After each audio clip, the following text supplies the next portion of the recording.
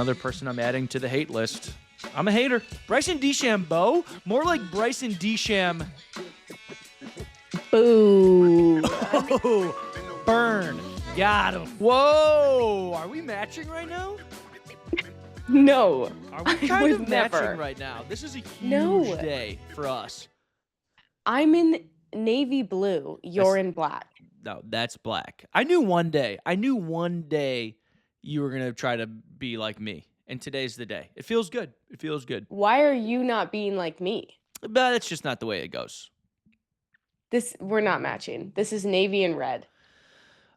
Yeah, well, looks kind of black to me. So, like it or not, we're wearing the same thing today. Kind of a big deal. A lot of things to talk about today because football is like kind of back. We got the NFL draft tonight, which is very exciting. We're talking Caleb Williams versus Drake. Who's the real Iceman, Paige? Don't answer that quite yet, and you better answer correctly.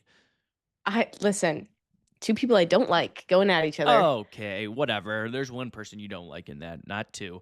Then we got Bill Belichick. His girlfriend's back in the news. She's trying to mark basically just Bill Belichick's life in general. We're talking a little bit of Steve Kerr. There's a couple coaching vacancies in the Midwest for a certain team. That's one of the most popular teams in the entire world. There's a coaching vacancy. Steve Kerr, what are we talking about here? And then we're talking about Bryson DeChambeau. He has completely flipped the script on his whole personality, and nobody likes him again. What a whirlwind. What a whirlwind of a golfer in the last couple of months for Bryson DeChambeau. Is your mic plugged in? Now it is. There we go. I don't know what's going on with this mic cord, but that's neither here nor there. Let's get straight in. Let's get down to business.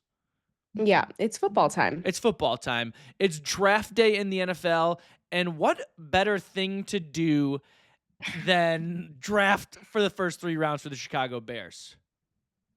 There's literally nothing better to do than pretend to be the Bears GM. Listen.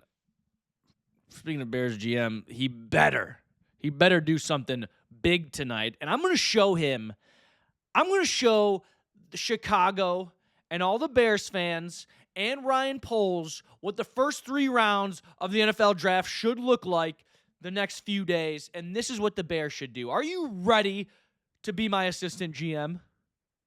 Yes, super. So let's do this. Let's simulate the first 3 rounds of the draft. Are you ready? Are you actually ready? Because I'm ready. We're starting the draft now. No, I'm actually ready. Oh my gosh. Oh my gosh. Fernando Mendoza first. I can't Shocker. believe he went first.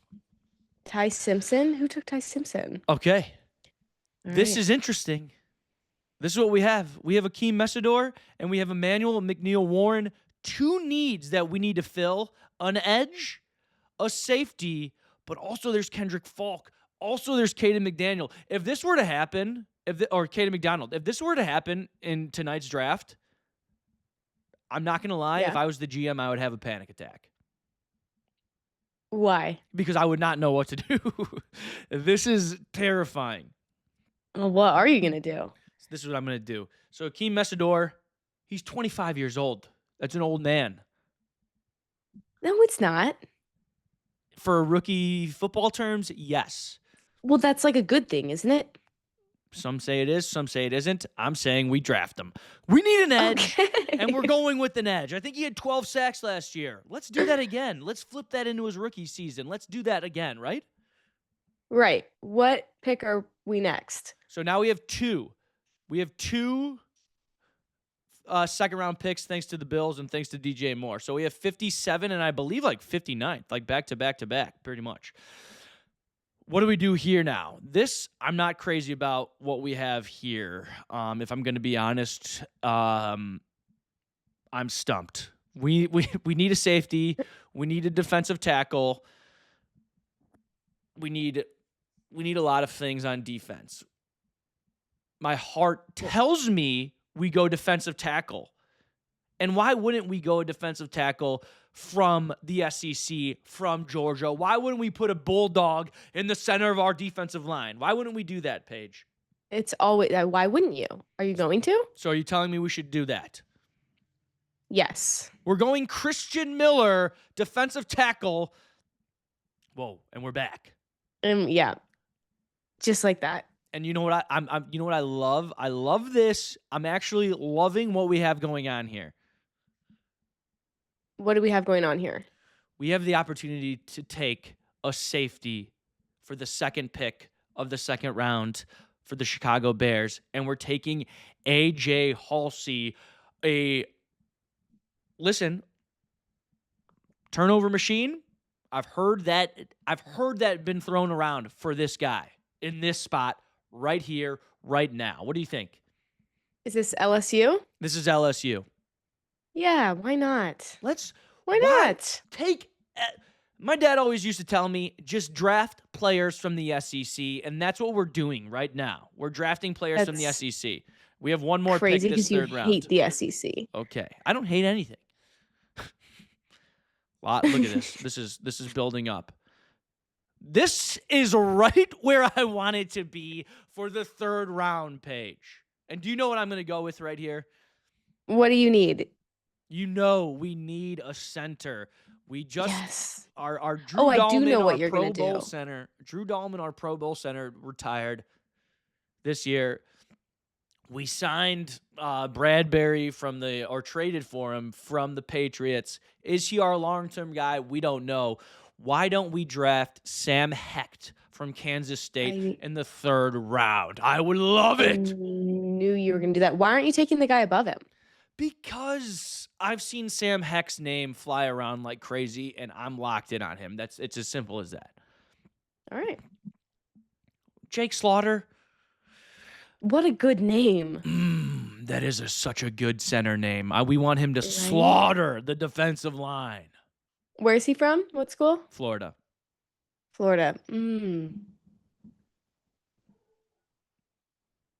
What'd your dad always say? Draft players from the SEC, and that's what we're doing. We're drafting Jake Slaughter. All right, those are the first 3 rounds of the draft. Ryan Poles, get it together. This is what we have here. We have Akeem Messidor, first round. We filled the edge position. Now we have Austin Booker. We have Montez Sweat. We have Akeem Messidor. Then we're going Christian Miller. We need a big boy in the freaking middle of our line from the SEC. What do I say? Always draft players from the SEC. That's football, baby. Then we have A.J. Halsey, safety, LSU. There's a 62% chance he's going to be available at that pick. We love that. Is he going to be? There's a 10% chance he's going to be available at our next pick. So we're taking him at 60th overall. And then we're going back down.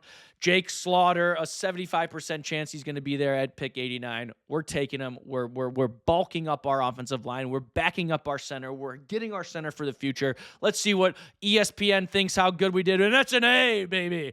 Boom, boom, boom, boom, boom, boom. Bears are back. Ryan Poles. Do you have any words for Ryan Poles?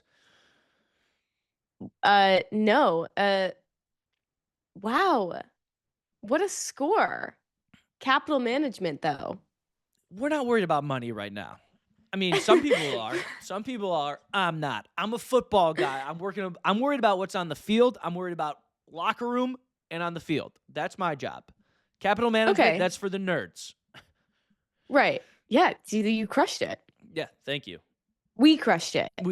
You helped out there. You made a really big decision on the Jake Slaughter versus Sam Hecht pick. I hope it works out for you, and I hope it works out for us. So basically, if the Bears actually do this and everything falls into place, you guys are set for next season. If the Bears actually do this and everything falls into place, a lot is going to be riding on my shoulders because these are my picks. And these are your picks. So if the Bears fail, I'm going to have some serious beef with you. Okay. So if they, let's say they win the Super Bowl, then is it because of me? Then we can have that conversation when we get there. Okay. But I will be happy, take that chance. and you'll be on my good side. Okay.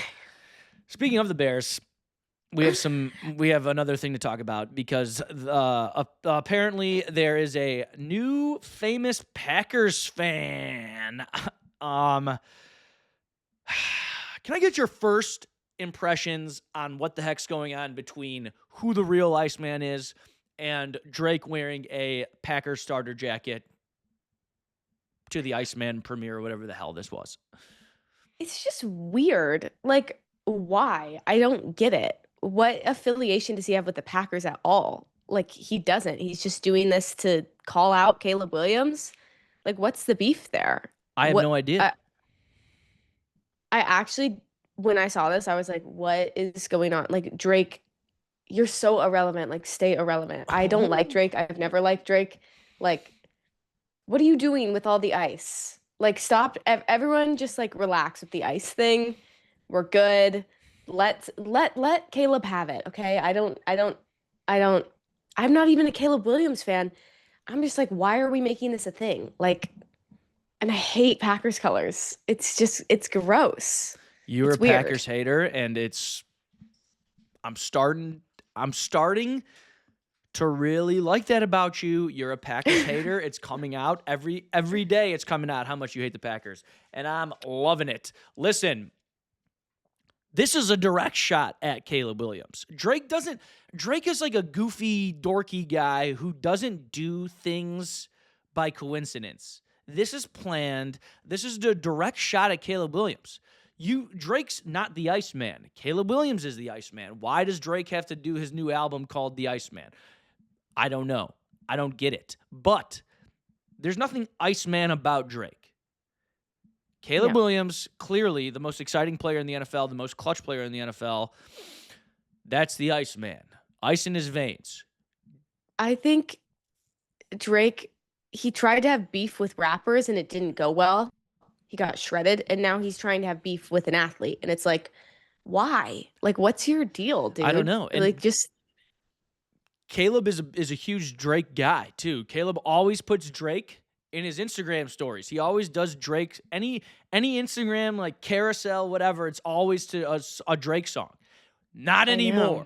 This is it. We draw the line here. Drake showed up in a Packers starter jacket. He made his choice. You know what? Last time a rapper who's a Packers fan said something about Caleb Williams. You know what happened last time?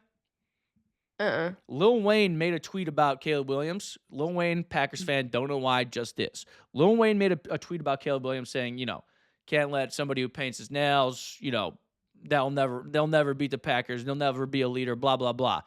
Lil Wayne apologized to Caleb Williams.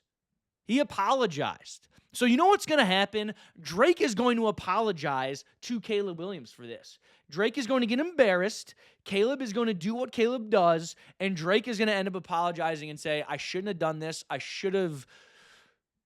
Maybe I should have worn a Bears jacket instead of a Packers jacket, but I did this to trying to be cool and trying to spark some kind of beef, and Caleb Williams is going to make Drake apologize, just like he did to Lil Wayne. It's just what we do here. This is what we do.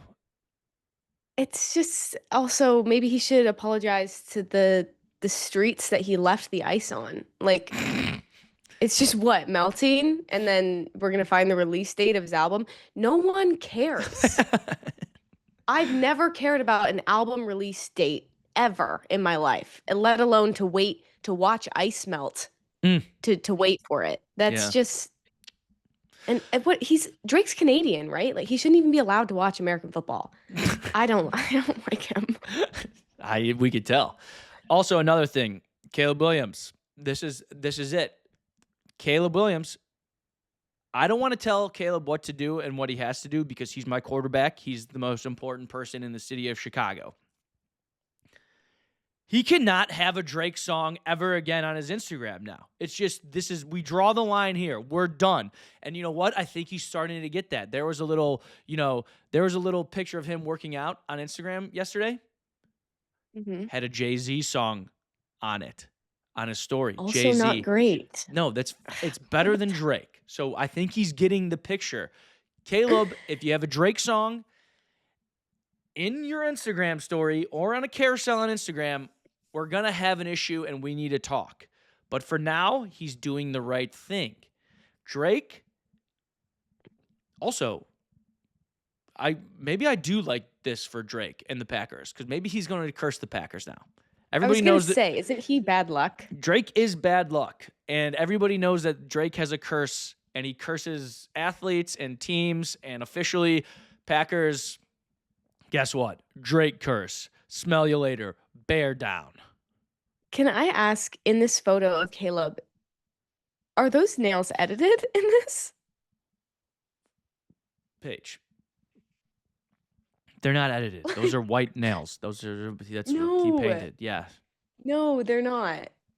I Yeah, those actually are, think those are Photoshopped. They're long, dude. no, they're not long. That's just regular nails. He has regular nails. They're painted. That's not edited. That's just who he is. We know this. He's a beast. He's the Iceman. Drake is not the Iceman. Caleb is. Is Drake claiming to be the Iceman here? He named his whole shtick right now is Iceman. I just don't. Why does everyone want to be ice? Like, Ice in the pick something veins. It's else. cool. It's being cool. It's being cool and in sticky and hot situations. Let's go back to being hot. No, Yeah. we can't. Why not? Iceman, Caleb Williams, Drake. You dug your own grave here, brother. I can't wait to see the tweet apology you're gonna send to Caleb. Maybe they're teaming up on this, and this is a whole PR stunt. I would be so mad. That would really make me angry. Because you'd look silly. I wouldn't look silly. Do you listen to Drake? No. Yeah. And especially not now after this Yeah. Packers stunt. Are you kidding me? That's just another person I'm adding to the hate list. I'm a hater. Good. This is a hate I agree with. Good. It's well deserved. Thank you for being on my team. Speaking of hate and being a hater, I have another thing that we could both probably hate on, and that is Bill Belichick's freaking girlfriend, Jordan Huston. She is back at it again. And she's an insane person. Jordan Hudson is trying to own the rights to Bill Belichick, like just fully. She's trying to own him. Pretty soon, Bill is gonna have to pay Jordan to say his own name. Like that's where this relationship is headed. Little quick background. If you haven't heard, Jordan Hudson was born in the year 2001. Bill Belichick, just for reference, was born in 1952. We know how crazy this relationship is just by looking at a photo of them. But everyone's kind of like, it's classic old rich guy, young attractive girl. It happens. We don't love to see it, but it happens. But then people started noticing like this is a weird one. This isn't typically how relationships like this go. People started noticing that Jordan was a little bit more of a manager for Bill. She's managing his interviews, monitoring what he says to the press. She's on the field at UNC coaching, basically. And even Bill's family is like, hey, this is a little bit weird. She's got a lot of control. What are we doing? Well, recently, she has created, I think, 17 businesses in Massachusetts. And then underneath those is filing trademarks, which shady stuff to create 17 businesses. Like, what are you doing? But she's filing trademarks under these businesses. Things like Chapel Bill. It's so bad. It's in reference, obviously, to Chapel Hill, which is just like, what are you gonna do with that? It's like, so bad. It's so uncomfortable. And this started like a while ago. When they first started dating, she tried to trademark gold digger, which like I don't even know. I don't understand. I'm not really sure how trademarks work, but that's just like a common phrase. That one didn't go through. She tried to like make jewelry with it. I don't even know. But she's using the Taylor Swift method of of going about trademarks. Taylor Swift had to redo all of her songs so she could own them, and she named everything Taylor's version. And now Jordan is filing trademarks as Bill's version. So all of these trademarks that have been owned by the Patriots, like do your job, ignore the noise, no days off. She's trying to own do your job, Bill's version, no days off, Bill's version. I don't think any of those ones went through, but since then she's filed for 17 more trademarks that are all related to Bill Belichick and his name. I don't know. I don't really know what the goal is here. A lot of them, it's like a ton of it is jewelry and clothing and just like random items that she wants to put Chapel Bill on. It's so bad. Chapel Bill is so and- bad. It sounds like Chapel Roan to me. Like it's just like I don't know. It's just Chapel Bill is just like go like if I was the trademark company, I'd be like, go ahead. Like no one wants to own that anyways. And it's Chapel Bill's version, which is just I don't understand the plan here. But honestly, like I know she's like this mastermind, so she's up to something. In a couple years, we'll probably be like, wow, I can't believe she owns the rights to every single word ever, and we're all gonna be paying Jordan. But it's really weird. Things are getting really weird over here, as if they weren't already, but it's weird. I mean, look how happy Bill is in that picture. I mean, he's just one of the greatest football coaches of all time, and he's just not giving. He doesn't give a crap about any of it, and he's just doing his thing. He's just an old man dating a young girl, and he's just doing his thing. But I mean, if I was him, I'd put a stop to Chapel Bill. That's the one thing I'd put a stop to. I'd say no Chapel Bill. That's the dumbest thing I've ever heard. You know what Jordan Hudson should trademark is just shutting up and minding your own business. I think that's what she should do. But she's a businesswoman. Bill, I'm worried about Bill. Like, I don't think he knows what's going on. He doesn't. I think he knows, and I don't think he cares. I think he's. I don't think he knows. I think he's old. He is old. Like, someone else needs to put a stop to it. He obviously can't coach football anymore. UNC's terrible. Like, that's what she should. Bad. She should trademark Boo NC because you guys are boo boo, right? Yeah. Thank you. I don't care what she does. She's Me neither. Just so strange. It is crazy. The Bills version, like, it's just so funny. Like, such a football guy, like such a freaking football guy. If you would have told him 12 years ago, like, this is what's going to be going on, I would love to see his response. He'd be just like, we're on to Cincinnati.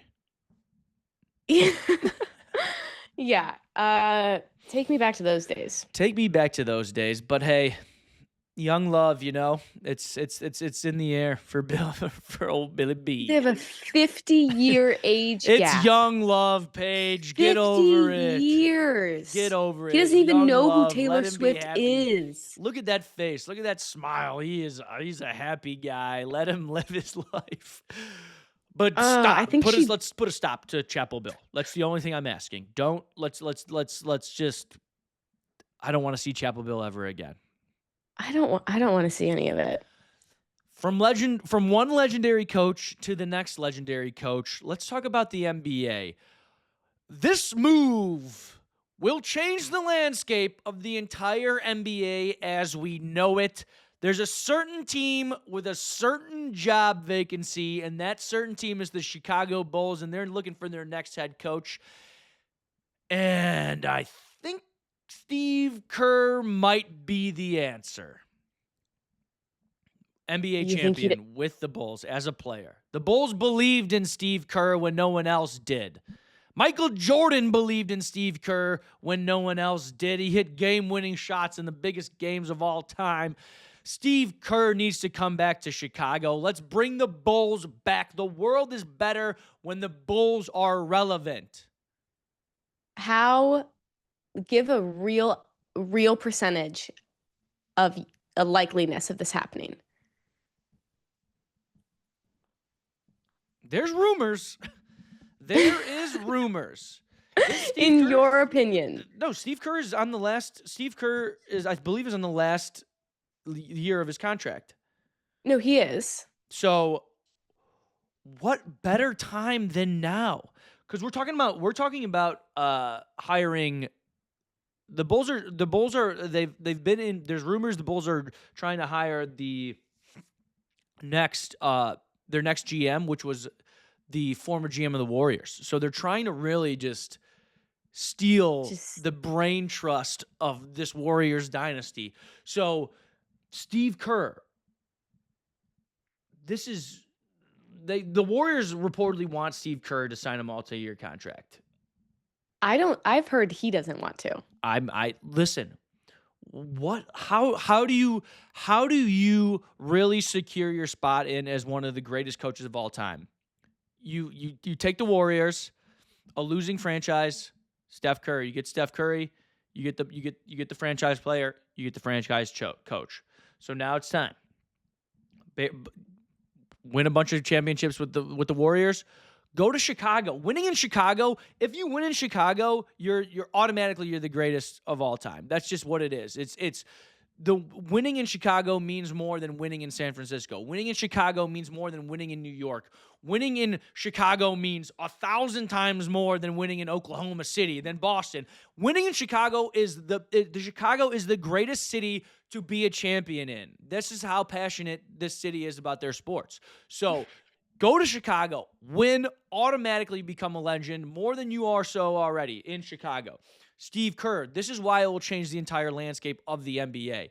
If Steve Kerr leaves the Warriors, that gives Steph Curry, there's a bigger chance Steph Curry leaves the Warriors. So Steve Kerr goes to the Bulls, domino effect. Steph Curry goes to the Hornets, goes back home. He goes back home to Charlotte. He carries on his dad's legacy. His dad's a Hornets Hall of Famer. Boom, bada bing, bada boom. Warriors, all of a sudden, people were saying maybe LeBron James goes to the Warriors in the future and wants to win another one with Steph before they both retire. That won't happen if Steve Kerr leaves. This will change the entire dynamic of the NBA, and it just needs to happen for the better of existence in the world of sports and the world in general. So you think that LeBron James is going to go to the Hornets? No, but I don't think there's a chance of LeBron James leaving and going to the Warriors anymore if Steve Kerr goes to Chicago and Steph Curry goes to Charlotte. But I'm just saying, Steve Kerr to Chicago could be a domino effect that will change the entire landscape of the NBA as we know it. And the NBA needs a new landscape, let's be honest. We need a change up. Maybe Steve Kerr comes to Chicago and all of a sudden, free agency landing spot that everyone wants to be a part of. I mean, we could talk. We're talking dynasties. We're talking 5, 6, 7, 8, 9, 10 rings in the next 12 years. You're so optimistic about Chicago sports. Want to circle back on it means the most to win in Chicago over any other city? Any other city in the world. This seems like a biased opinion. Nobody celebrates like the city of Chicago. The Bears. I would argue the city of Philadelphia. No, they don't care. They turn on their sports teams in an instant. Philly fans are scumbags. They turn on their sports team. I've seen them celebrate. Okay, yeah, that's everybody can celebrate, but nobody turns on Okay, give me Boston. Yeah, they who cares? They've won enough. They're used to winning. Everybody celebrates well. That's what people party. Not everybody, but yeah, big cities are going to come out and celebrate. Philly fans turn on their sports teams at a blink of an eye. Nick Sirianni won them a Super Bowl, and they want to chop off his head, and then 4 weeks later, like they boo the Bears went into Philadelphia, went belt to cheeks in front of their fans the day after Thanksgiving, and they were booing the Eagles after 10 weeks after winning, 10 games after winning a Super Bowl. So Chicago doesn't turn their back on teams. The Bulls have been bad. The Bulls haven't won a playoff game. They haven't drafted an all-star. This is the craziest stat you ever want to hear. The Bulls haven't drafted an all-star or won a playoff game or playoff series. They're the only team to have not done those two things since 2016. and they still sell out every single game. Every year Do they sell out they? every single game. Every single game, the Bulls are always consistently top 5 in attendance every single year, no matter how bad they are. The Chicago fans are loyal as can be. We still talk about and celebrate the 1985 Super Bowl Bears. Like, let's get over these guys. I want to celebrate something different. These are the most loyal fans in the entire world, and if you succeed in Chicago, you are automatically a legend literally till the end of time. This is the best city to win a championship in, 100% guaranteed. The loyalty is different here. All we want to do is win. All we want to do is party. The Chicago Cubs, 108 years they haven't won a Super Bowl. Wrigley Field sold out. It sells out for 108 years straight. Wrigley Field, Cubs game, the most fun team to play for or to root for always, bad through good. What happened when they won the World Series? It was like the 5th biggest gathering of human beings in the history of the world, of mankind. There was like 3 million people in the city all together in one spot for the parade. It was like the 5th And biggest that was gathering how long ever. ago? That was in 2016. But that was the first World Series win in 108 years. So it's just like nobody wants to win championships more. Nobody sticks by their team side as much as Chicago fans do. Steve Kerr, come back to Chicago, win as a coach, and just honestly become the greatest. If Steve Kerr wins as a coach, he'll be bigger than Phil Jackson. He'll be bigger than it will be the best thing he can do for his ultimate legacy in basketball is win as a coach in Chicago. Oh, I got lightheaded. You sold me on that. I'm here for it. That sounds fun. It is fun. It is fun. This is I mean, you're looking at it right here. I all I want is Chicago sports teams to win championships so I can be happy. It's so tough. Like that's so tough because they haven't in a while. So yeah, thanks. It's good that it's perseverance. That's what makes Chicago Chicago. That's right. All right, Steve Kerr, just come to Chicago, man. that was my plead. Steph Curry, come to Chicago as well. Why not? You know? That's what I'm saying. That's why I thought you were going with that. I was like, that'd be kind of huge. I'd love that. Let's go. Bring everybody. Draymond could stay. Bring everybody else. Everybody else could stay. Just bring Steve and Steph. We just want Steve and Steph. Steve and Steph to the Bulls. Steve and Steph. Let's talk about your favorite golfer. My favorite golfer. Bryson DeChambeau? More like Bryson DeChambeau. Boo. Oh, burn. Got him. Suck it, This Bryson. guy sucks. This guy's terrible, and I have it on record you saying he's going to win the Masters. Okay. Obviously, I was wrong. He's your favorite golfer, No, right? he's not. No, he's not. He's one of them? He's top 5? Not even top 5. I just had confidence Oh, in not him. anymore? Not anymore. Oh, my gosh. Stop trying to grill me about my Masters picks. We all know that I sucked during Masters week. It was the worst week of my life. Yeah, it was the worst week of Bryson's life, actually. Was. He still hasn't recovered. No, he hasn't. Yeah, he is asking for $500 million to stay with Liv. That's $500 million. That is that's. Let me do the math on that really quick, actually. Yeah, it's $500 million. What? The audacity after not making the cut at the Masters and then his wrist hurt in his last tournament. Absolute meltdown in Mexico City. He was blaming the course. He's blaming the landscapers. He was blaming the Live Golf Tour. He was blaming everybody but himself.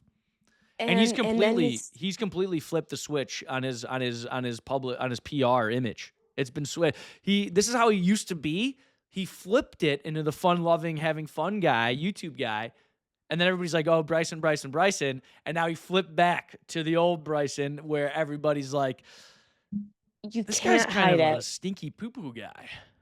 Well, I heard that he probably hired a really good PR team, cleaned up his image, got too big for them, says, "Listen, I can do it all on my own. I have my own YouTube. I can make my own cuts. People aren't going to see the real me." Forgets about his PR team, and the world sees him for who he is again, and he sucks. And on top of that, his golf sucks right now too. Here, I have And a just the question. audacity. I have a Yeah. question. If he was winning, what do you This think? changes things. It changes If things. he's winning But still 100%, but acting like a bit of a little cranky baby. He's still acting like a little cranky guy, but he's winning. Does that change everything? absolutely that changes everything.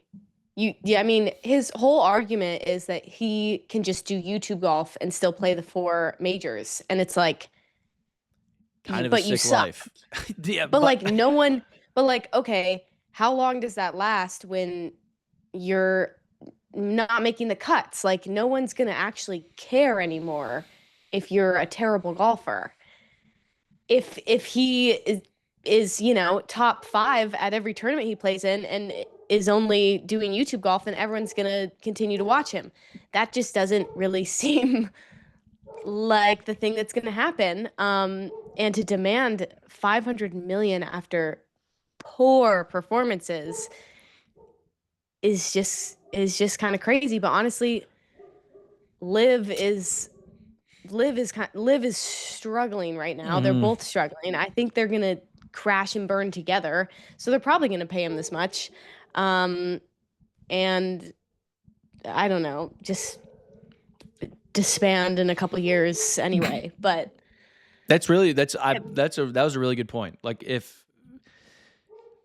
he's finishing top 10, top 5 in four majors a year, then yeah, do that and play YouTube golf. That is legitimately probably the greatest life any athlete could have ever.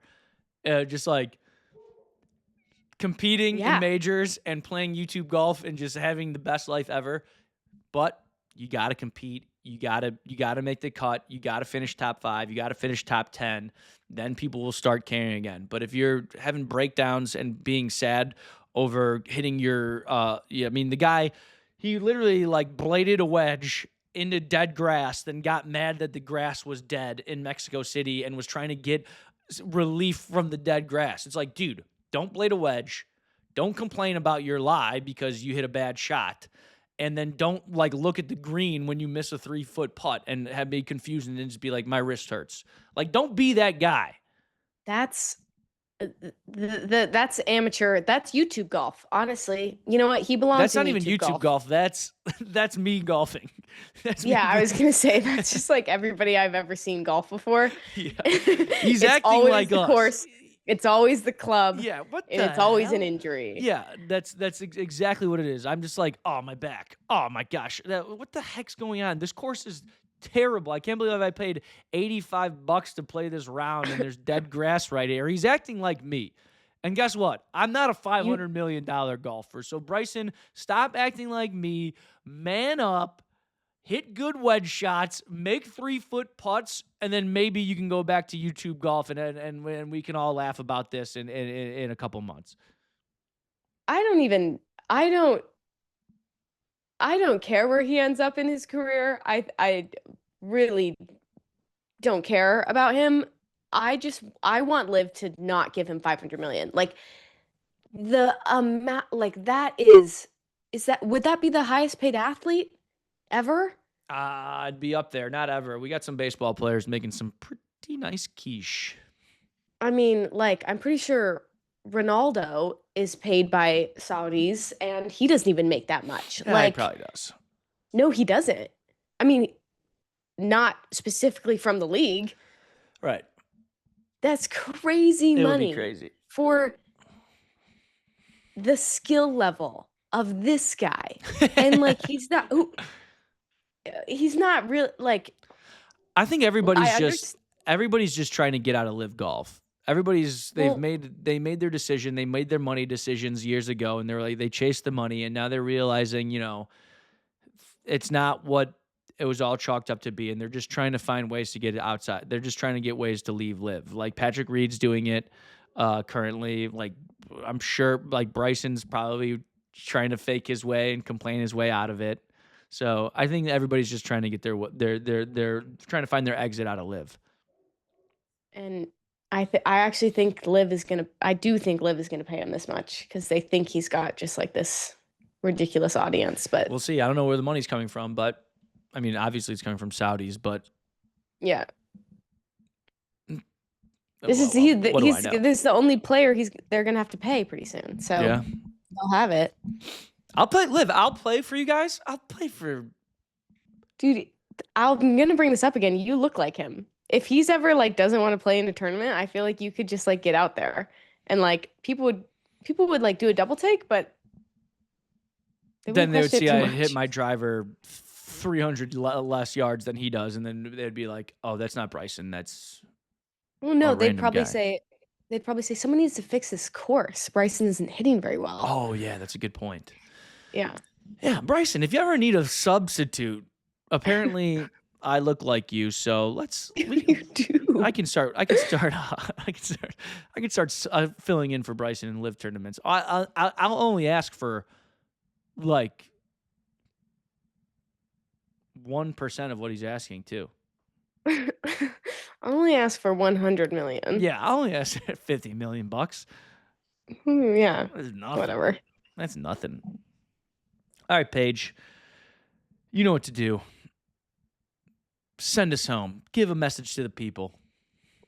You guys enjoy watching football tonight. It's not really football, but let's all dream about how good our teams are going to be next season. This is so exciting. We're in the season of hopefulness. Chicago is hopeful for everything. If your NBA team is still playing, you're hoping for them. MLB, you get to hope every single day, all the time. That hope gets a little bit exhausting. But yeah, Shout out Cubs, just 8 in a row. yeah. Oh my gosh, go Cubs. Woo!